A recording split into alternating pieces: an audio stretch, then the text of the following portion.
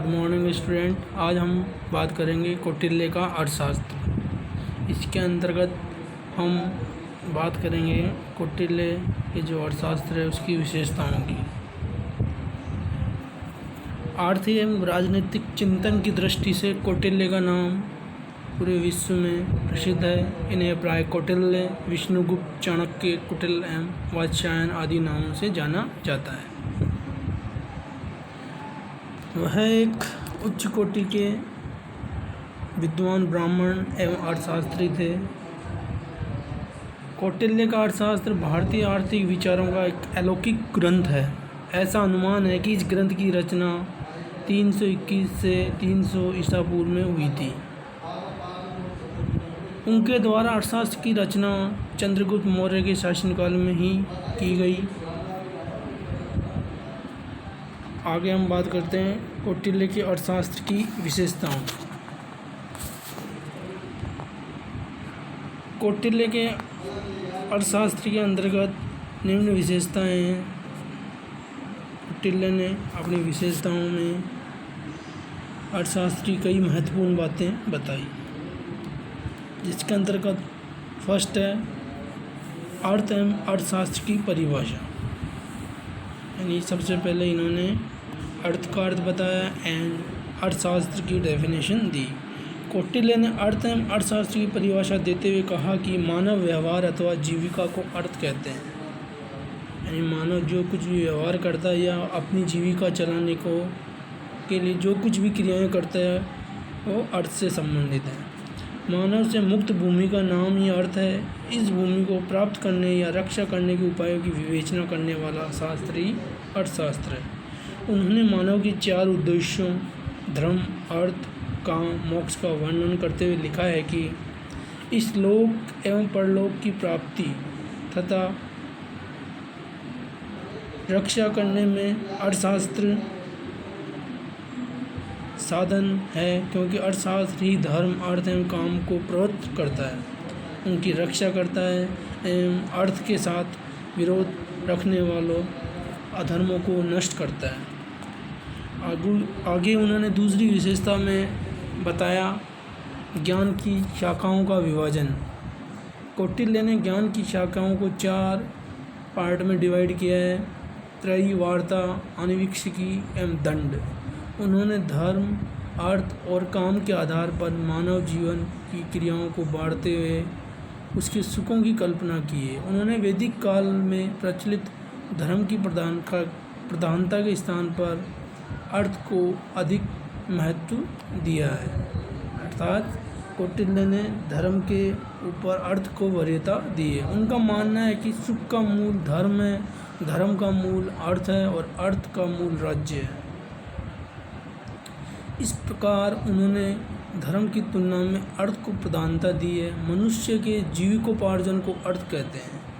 यानी अपनी जीवन जीने के लिए या जिंदा रहने के जो कुछ भी क्रियाएं मनुष्य द्वारा की जाती है वो अर्थ से संबंधित है। मनुष्य से युक्त भूमि ही अर्थ है, जिसको प्राप्त करने और रक्षा करने के उपायों को बताने वाला शास्त्र ही अर्थशास्त्र है। आगे बात करते हैं तीसरी विशेषता, अर्थ प्रधान राजनीति पर आधारित ग्रंथ। कौटिल्य का अर्थशास्त्र अर्थ प्रधान राजनीति पर आधारित है, इसलिए उन्होंने अर्थ को राज्य व्यवस्था का प्रमुख अंग माना है।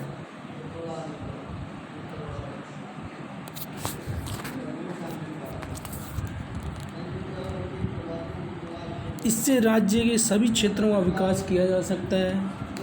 यानी बिना अर्थ के राजनीति शास्त्र अधूरा है। शत्रुओं को पराजित किया जा सकता है, मित्रों की सहायता की जा सकती है और राज्य की विभिन्न समस्याओं का सफलतापूर्वक सामना किया जा सकता है। कौटिल्य का अर्थशास्त्र राजनेताओं को उद्योग एवं वितरण पर नियंत्रण, आपात स्थिति पर नियंत्रण और अर्थव्यवस्था को नियमित तथा नियमित रूप से संचालित करने की सलाह देता है। इस प्रकार कौटिल्य का अर्थशास्त्र भौतिकवादी विचारधाराओं पर आधारित है। नेक्स्ट 4th विशेषता है तत्कालीन सामाजिक व्यवस्था का मार्ग प्रशस्त। कौटिल्य ने अर्थशास्त्र में तत्कालीन समाज को अनेक वर्गों में बांटकर उनकी क्रियाओं पर प्रत्यक्ष से विचार किया है। समाज के अराजक तत्वों के दमन के लिए कठोर नियम बनाए हैं। इस ग्रंथ में प्राचीन परंपरा के अनुसार शास्त्र के बनाए गए नियमों का पालन करने के लिए कहा गया है। कौटिल्य ने ब्राह्मण, क्षत्रिय, वैश्य एवं शूद्र आदि का आर्थिक आधार पर प्रतिपादन किया एवं तत्कालीन सामाजिक व्यवस्था का मार्ग प्रशस्त किया। पांचवी विशेषता है ऐतिहासिक एवं वैज्ञानिक दृष्टिकोण। कौटिल्य ने कहा कि इतिहास मानव जीवन के अनुभवों का विवेकपूर्ण भंडार है। यानी इतिहास में उन विषयों का अध्ययन किया जाता है जो चीज़ें हो चुकी और मानव जीवन के अनुभव यानी लोगों ने उन चीज़ों को जिया है का भंडार है। ऐतिहासिक अनुभव, शिक्षाएं एवं चेतावनियाँ महत्व आवश्यकता के समय लाभकारी सिद्ध होती हैं। जितने भी पहले के अनुभव हैं, पहले के द्वारा दी गई शिक्षाएं और भविष्य के लिए जो चेतावनियाँ दी गई है वो सब आज वर्तमान में लाभकारी सिद्ध होती है। इसलिए कौटिल्य इतिहास को विशेष महत्व देते थे। उनके द्वारा निकाले गए निष्कर्ष निजी अनुभवों, पर्यवेक्षण, ऑब्जर्वेशन एवं विवेक पर आधारित होते थे। इस प्रकार कौटिल्य का अर्थशास्त्र एक ऐतिहासिक एवं वैज्ञानिक दृष्टिकोण प्रस्तुत करता है। नेक्स्ट विशेषता है कृषि को सर्वोच्च स्थान। कौटिल्य के अर्थशास्त्र में कृषि को सर्वोच्च स्थान दिया गया है। उनके अनुसार ब्राह्मण भी कृषि का व्यवसाय कर सकते हैं, लेकिन उन्हें अपने हाथ से हल को नहीं छूना चाहिए। कृषि के संबंध में कौटिल्य ने उत्तम बीजों, हल, बैल, सिंचाई के साधनों और फसलों का भी उल्लेख किया है। कौटिल्य के अर्थशास्त्र के अनुसार कृषि का अधिकांश भाग राजा के अधीन हुआ करता था। यानी जो कृषि थी वो मोस्टली राजा के अंडर में थी। उनके अनुसार ब्राह्मण भी कृषि का व्यवसाय कर सकते हैं, लेकिन उन्हें अपने ये रिपीट हो गया, सॉरी। कौटिल्य के अर्थशास्त्र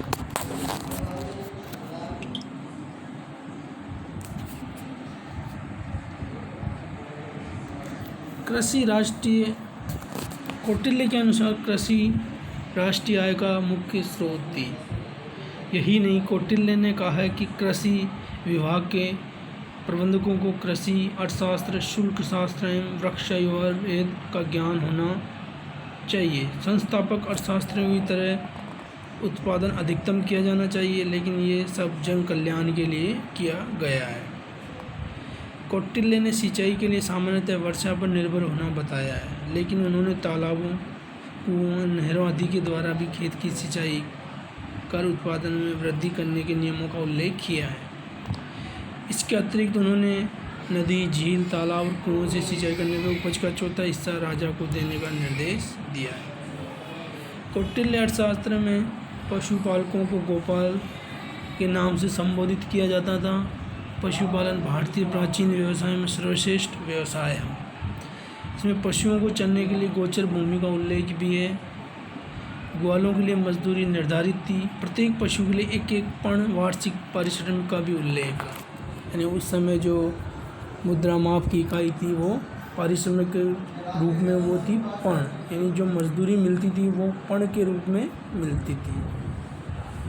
आगे की बात हम कल डिस्कस करते हैं। अभी के लिए इतना ही। Thank you.